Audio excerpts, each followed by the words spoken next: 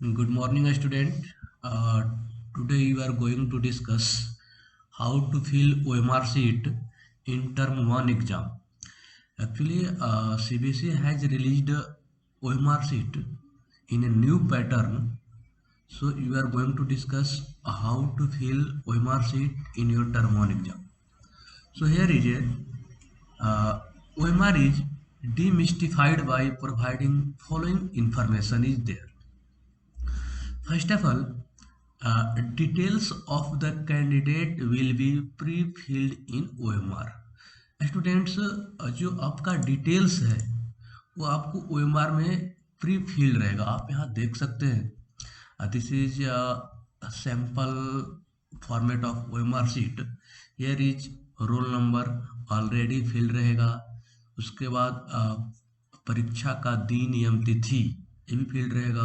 उसके बाद centre number and name, subject, candidate name and father name और विद्यालय कोड एंड नेम, ये पार्ट जो है ऑलरेडी आपको फील्ड रहेगा।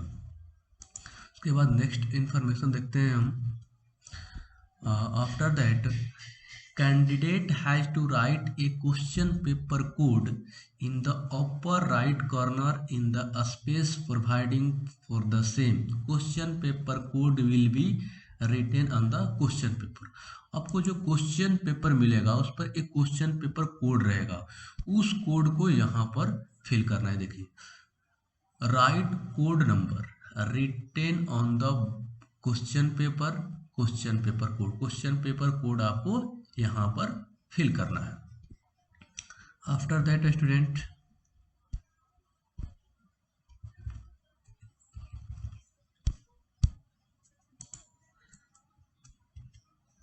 After that here is a fourth number, candidate has to write in his अथवा her own hand in the space providing I confirm that all particulars given above are correct and sign in the running hand on OMR।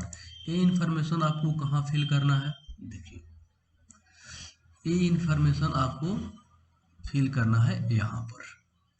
I confirm that all particulars given above are correct और उसके बाद यहाँ पर अभ्यर्थी के हस्ताक्षर इन running hand, यहाँ पर आपको सिग्नेचर करना है। नेक्स्ट देखते हैं। Here is a strictly given that use blue अथवा black ball point pen to be used for filling desired information and for giving responses. Use of pencil is strictly prohibited. If it is found that the candidate has used the pencil for filling OMR, this will be considered as use of unfair. Unfair means and action will be taken against the candidate as per unfair means rule. So no one dark the OMR sheet with the pencil, only you have to use blue or ball pen. Now next one, following are the important feature of OMR। हम देखते हैं features क्या है OMR में। First है, there is a space for answering 60 question in an OMR irrespective of total question given in the question paper of any subject। OMR sheet में आपको total 60 responses हैं। देखिए, हियर ये रिस्पॉन्सेज, क्वेश्चन नंबर और यहाँ पर एक बॉक्स बना हुआ है और उसके बाद यहाँ हैज दे करके 1 2 3 4 यहाँ भी क्वेश्चन नंबर दिया हुआ है। इसको हम डिस्कस करेंगे इसका मतलब क्या है। सो हियर ये टोटल 60 रिस्पॉन्सेज। देखिए, 1 to 15, 16 to 30, 31 to 30, 31 to 45 and 46 to 60। total 60 responses is given that in OMR sheet। so देखते हैं नेक्स्ट रूल क्या है।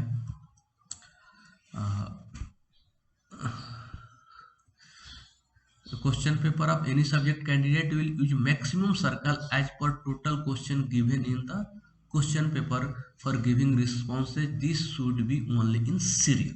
सपोज सपोज आपको मैथ्स की मैं बातें करता हूँ, मैथ्स में टोटल आपको 50 क्वेश्चन रहेगा,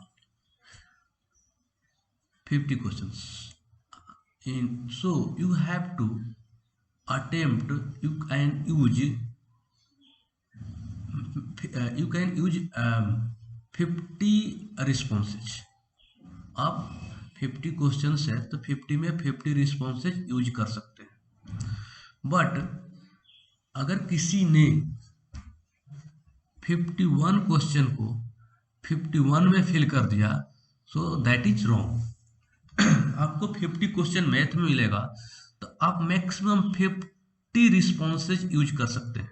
यहाँ 1 to 15, 16 to 30, 31 to 45 and here is 46 to 50। 51 से ज़्यादा नहीं, 51 से ज़्यादा करेंगे तो आपको उसको गलत माना जाएगा। Here is given clearly.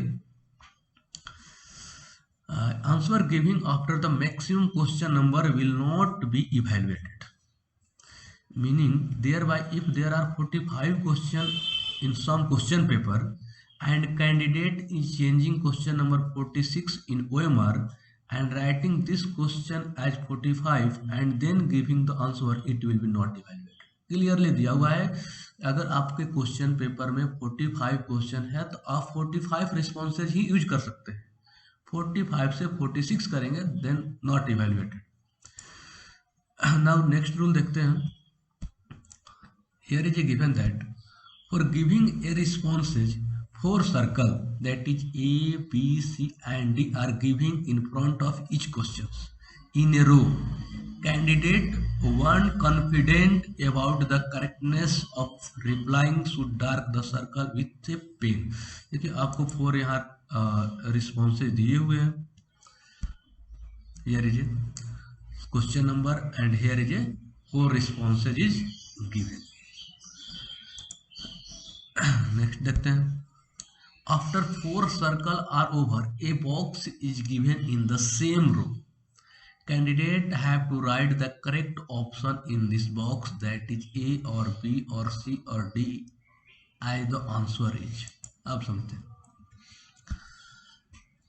Response के बाद ये आपको एक बॉक्स दिया हुआ है, बॉक्स में भी आपको जो आंसर करेक्ट है उसको लिखना है। सपोज कीजिए क्वेश्चन नंबर 2 का ए ऑप्शन करेक्ट है तो आपको ऑप्शन ए यहाँ पर लिखना है, अगर बी करेक्ट है तो बी लिखना है, जो ऑप्शन करेक्ट है उसको बॉक्स में भी लिखना है। This is clearly given by CBSE।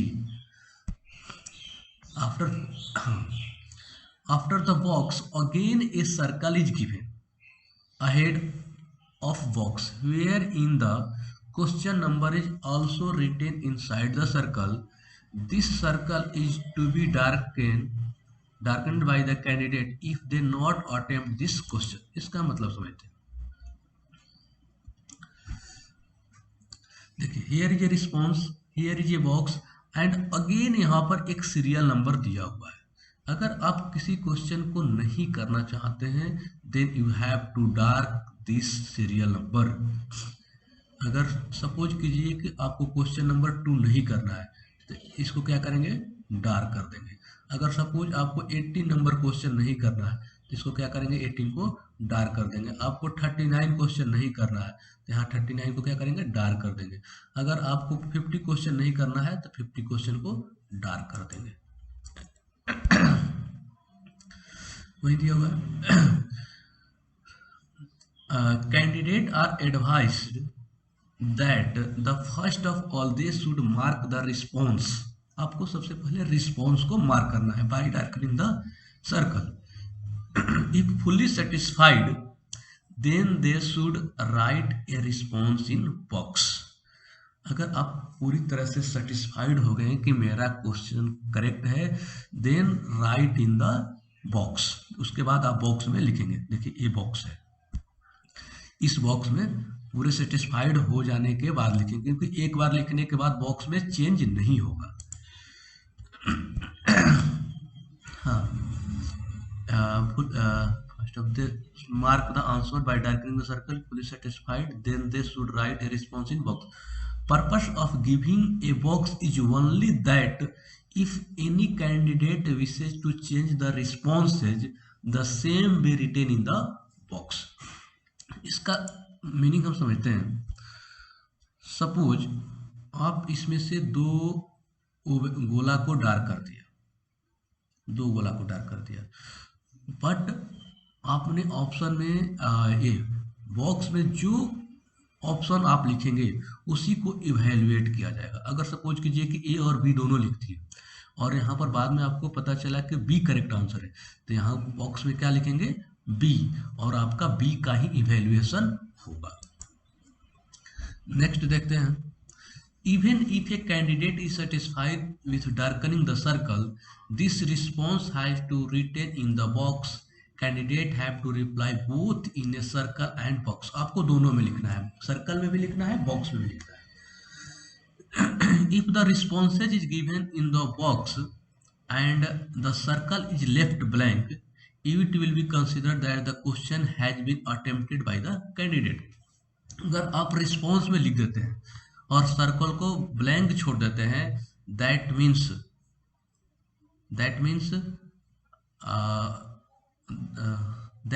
The question has been attempted by the blank candidate. उसके बाद दिया हुआ है if all the three that is four circle box that is fourth. If all the three, that is four circle, box and last circle are left blank, it will be considered that the question has not been attempted. अगर आप सभी को blank छोड़ देते हैं, that means आपने question को attempt नहीं किया. यहाँ पर एक दिया हुआ है, इसको हम अच्छे से 8 number, reply written in the box will be treated as final. जो आपको बॉक्स पे रिप्लाई आप देंगे ये होगा फाइनल, यही फाइनल आपका रिप्लाई होगा.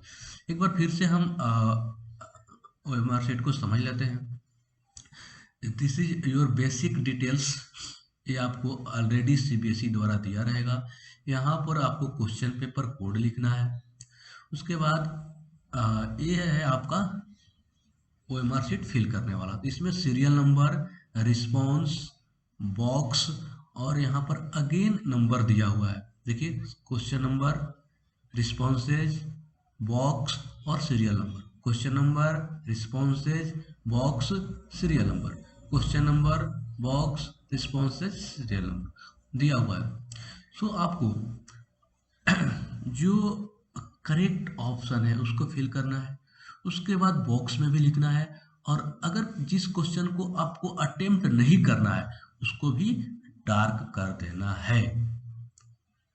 This is about your sample paper. देखिए यहाँ भी लिखा हुआ है राइट करेक्ट ऑप्शन. ये जो स्टार बना हुआ है इसमें करेक्ट ऑप्शन लिखना है. Darken the circle if question not attempt. यहाँ लिखना है अगर आप जिस क्वेश्चन को अटेम्प्ट नहीं करना चाहते हैं उसको डार्क कर देना है. सो आपको समझ में आ गया होगा. और बॉक्स में जो आप ऑप्शन लिखेंगे वही फाइनल ट्रीट होगा, वही फाइनल आंसर होगा. सपोज आप थर्ड में दो को ऑप्शन कर दिए और यहाँ पर आपने जो बी नंबर लिखा या ए नंबर जो करेक्ट लिखा वही फाइनल इवेल्युएटेड होगा. Box is evaluated final your answer. So I hope आपको समझ में आ गया होगा. Any doubt then you can पूछ सकते हैं फिर भी.